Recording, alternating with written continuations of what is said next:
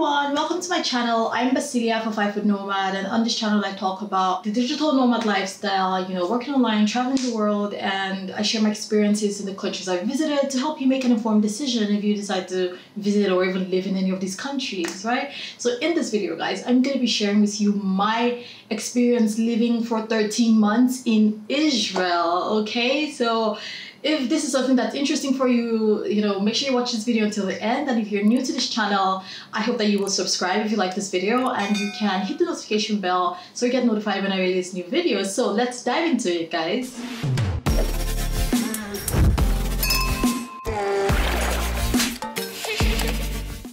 So I lived in Israel for 13 months, but how did I go there? What is the experience like? What are the people like? Okay, so as a Nigerian, it is almost impossible for Nigerians to visit or even live in Israel. And the only way that most Nigerians or many Nigerians can visit Israel is by pilgrimage, okay? You go for a Christian pilgrimage or something, right? But luckily, I'm married to an Israeli German. So married to an Israeli gives me the right to be able to visit or even live in Israel if I want to. So yeah, after I got married in 2018, in 2019, I moved to Israel, right, with my husband. And of course, before I was able to get my visa, my marriage status had to be approved, by the Israeli authorities and everything. Even though I'm married to an Israeli, it's still not easy to get into Israel, right? And so yeah, I got my visa eventually, and then I flew to Tel Aviv, from Abuja in Nigeria, and I landed at night in Tel Aviv. And the moment I landed at Ben Gurion, wow, I was really impressed by everything in terms of Israel is, I would say, one of the more advanced countries I've been to besides of Dubai, right? Like first world-ish. And so I landed in Tel Aviv, and I'm driving to Hadera, where I lived in Israel, and, passing through Netanya, I had Sliya, and you see big buildings, lights everywhere, and it's like everything is so organized and advanced, and it was really impressive, I must say. And yeah, after I touched down, I lived in Israel, and to me, Israel is one of the more interesting countries in terms of it has diverse terrain. There's mountains, there's rivers, there's lakes, there's snow, and there's everything you can think of nature-wise. There's deserts, For me, I feel like of all the countries I've been to, probably over 15 countries by now, I feel like Israel was the one that really is one of the best, in my opinion, in terms of nature. There's a lot to see, right? And during my stay in Israel for 13 months, these 13 months, I spent 9 months one time and then spent 4 months the other time. So I traveled to Cape Verde and I came back to Israel and things like that. And Israel is such a beautiful country, honestly. I feel like if you don't live in Israel or you don't know anyone with direct connections to the country, it's easy not to know what's going on there. And as a Nigerian, right, our opinion of Israel is, it's a holy country, because most of what we know about Israel is what we hear or read from the Bible or something. So we sort of have this preconception that, it's holy and everything's sacred and all of that. And why there are Orthodox Jews who are religious through and through, most of Israel is pretty liberal, actually. I must say, I was surprised about that. It's like the people are pretty liberal, to the point that in Tel Aviv there's gay pride parades. I kid you not. In fact, I spent Independence Day in Israel one time, and there's like drag queens like walking around with the flag, and it was something interesting, right?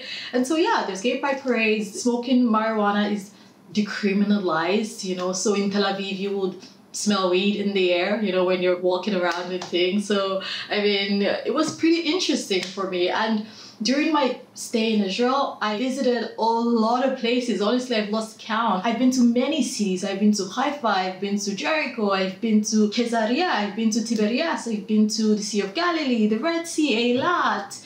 I've been to Jerusalem. I've been all around the country. I've been I know, like I did a lot of trips, and I visited a lot of places. I visited the underwater observatory in Eilat. I went on a boat cruise on the Red Sea. I've been to the Dead Sea.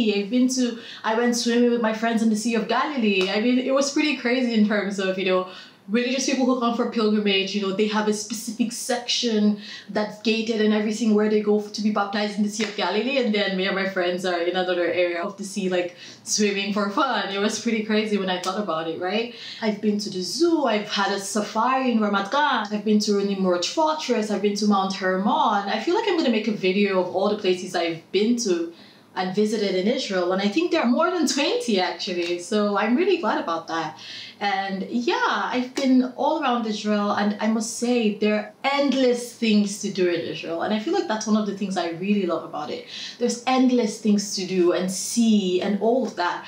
And you cannot talk about Israel without talking about conflict in terms of it's a place with so many different people. I know while I lived there, I actually learned that, being Jewish is not just religion, it's ethnicity in terms of if you're Jewish, you are Jewish. And some people can be Israelis but not Jewish. Like I found I had to learn all of these things. And also, like, there are so many Jews in terms of, okay, there are Jews from Morocco, from Ethiopia, and parts of Europe. And so there's all these diverse people in Israel. Like, Israel is quite a diverse place with Jews from all over the world. It's a mix of people. So imagine all these different people living together in one place. So of course there will be conflict, and then there's the thing with Palestine and the threat of war constantly in Gaza and all of these things that I cannot even go into because this is not a political video, right? I'm just talking about my experience living there. And in fact, while I lived in Israel, there was ongoing war, really. And like, we were getting alerts on our phones, like, it's a whole thing, okay? And I'm gonna make a video sharing the things that I loved about living in Israel and the things that I absolutely did not like about living in Israel. So make sure you subscribe to my channel so you can get notified when I release those videos, right? And so yeah, living in Israel, it's pretty crazy, right? And because one of the things I would say here is it's a very, very, very expensive country. I mean, I'm not even sure what it's ranking now as one of the most expensive countries in the world, really, but it really is. And like, wow, you really have to earn a lot of money to be able to live a decent life there. And so, yeah, speaking of the people, I feel like Israelis are pretty blunt people, and they can often come out as rude. There's a difference between being polite and just saying things how it is, and then you could come off as rude when you do that. So that's something I noticed about the people. And while I lived there, personally, I did not feel a connection to, should I say, the people or the place, in terms of it was very alienating for me, right? Yes, I learned Hebrew a bit. I can say Boker Tov, Toda Rabba, Maze Balagan Po, I can say a few things and I can understand a few things as well. But like, it's not enough. I didn't feel any connection to Israelis in that sense, right? And I also find the environment to be alienating in terms of there's all these different people, different languages also, and work-wise, it's like you have to work a good job to earn good money, and what do? I work online, and the environment is not really fitting to the kind of simple lifestyle that I want, where I can earn enough to sustain myself and not have to slave, or should I say leave to work instead of working to live, right? So yeah, it was a pretty good experience overall. Like, I love Israel in terms of nature and things to do. It's endless, but of course, kesef, right? A lot of money. You need a lot of money to have fun there. And yeah, also, the food in Israel, there's all these local dishes like hummus, good hummus, and pita, and falafel, and borek, and all these things. Yeah, the food is great, and I must say, of all the places I visited, Israel has some of the best restaurants, especially in Tel Aviv, in Herzliya. Wow, some of the best food I've eaten have been in Israel, actually. There's even a place called Alabama in Israel. It's like a place where they only serve meat, okay? Like, a mountain of different types of meat. It's insane. And they don't even offer you drinks. You can come into the restaurant with your own drinks, but it's only meat. And wow, some of the best meat you would ever taste. Like, vegans will find that place as an abomination, but wow, the food was so good. The meat, like, it's just meat dishes, nothing else. And yeah, awesome experience, awesome experiences I had in Israel. Like, I don't even know where to start, really, because it's a lot of things to talk about. But yeah, overall, I love visiting Israel. Living there is especially difficult because it's really expensive. You need a really good job to be able to survive there. You know, I mean, I'm not a high-tech person, and I'm not a highly qualified and highly educated person that can work in a highly qualified job, right? So of course, also as an immigrant there, you know, it's gonna be really hard, especially as a black immigrant, because as a black person in Israel, there's not that many black people there, and some of the black people that you actually find in Israel are refugees, okay, especially in Tel Aviv, and they have this reputation as refugees. So as a black person, you're sort of seen under that light. Yes, there's Ethiopian Jews who are blackish, right? But as an African person in Israel, it's especially hard because you're immediately stereotyped, right? And actually, most of the places that I went to in Israel, I was the only black person constantly. Like, I went to see this concert of this music concert by some disabled artists, and they sing so well, and it was quite an emotional experience.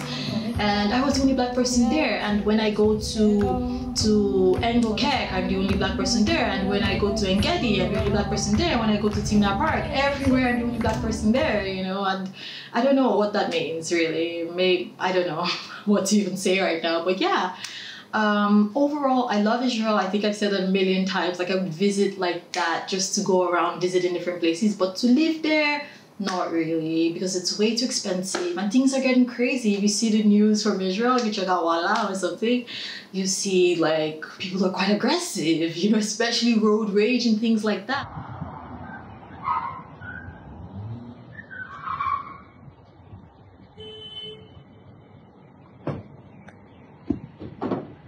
Yo, yo, yo, yo, yo, yo, yo. Yo.